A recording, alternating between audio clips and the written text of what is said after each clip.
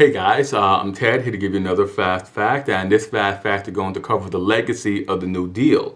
Now, a lot can be said about the New Deal, but in essence, we can look at the New Deal, the first New Deal and the second New Deal, has periods in which the federal government, one, expanded its powers greatly, where the federal government broke long-standing tradition to not intervene in business, where the federal government actively came in to actively direct business, where they came in to actively support citizens in dire need. We can look at the New Deal has more than just a period of experimentation. We can look at it as a period also of mass confusion and a period that was not cohesive in any way, shape, or form.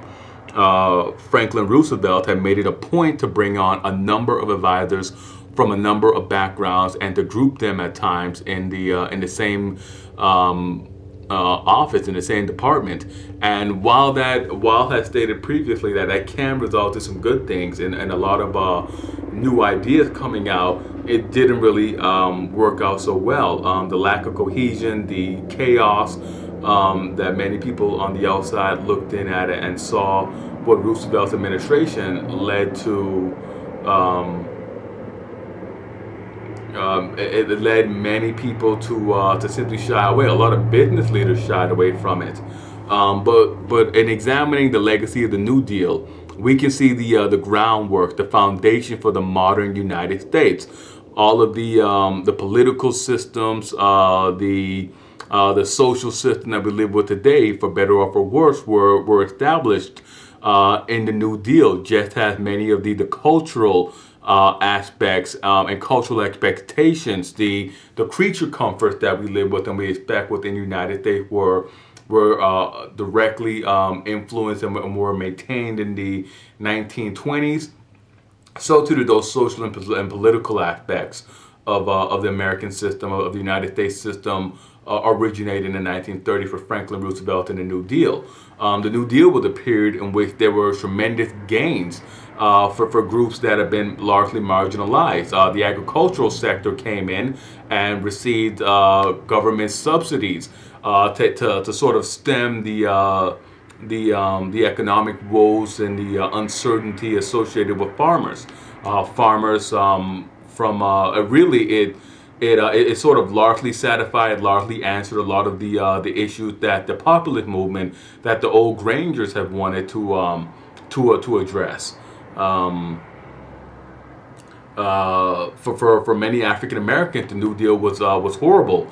In the South, it led to mass evictions of sharecroppers, but in more urban settings, it allowed them to join unions or to form unions of their own to collectively bargain for better wages.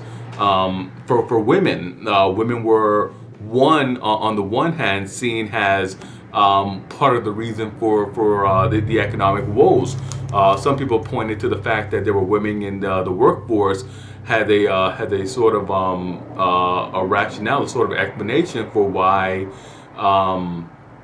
Had a sort of rationale, a sort of explanation for why the economic situation was so dire, why it was so bad. And of course, for others, this was simply a moment to make great strides.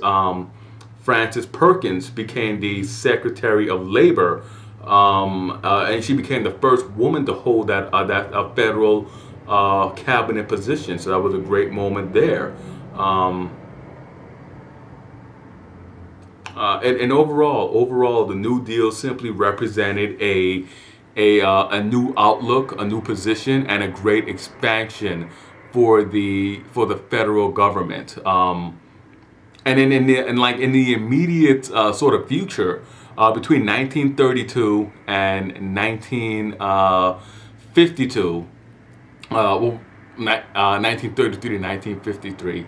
That 20-year period saw continuous Democratic control of the presidency.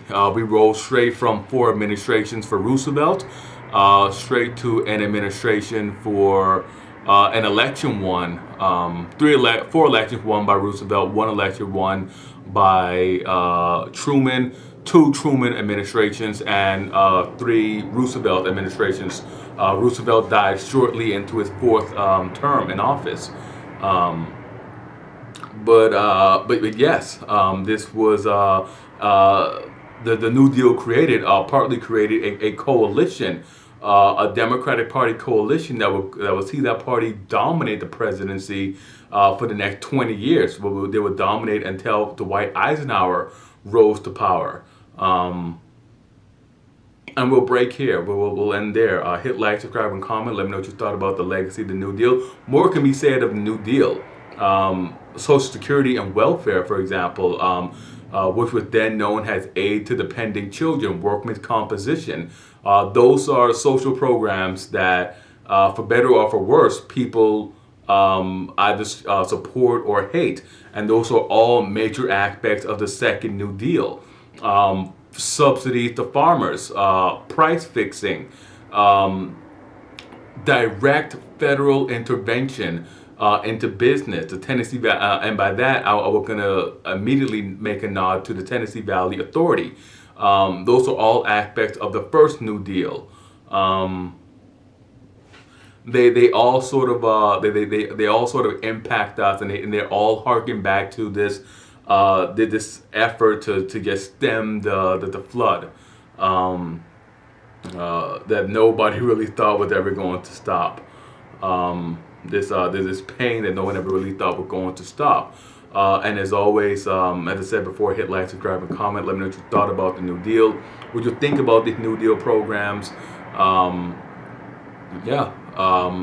Ted. Now see you guys next time for another Fast Fact.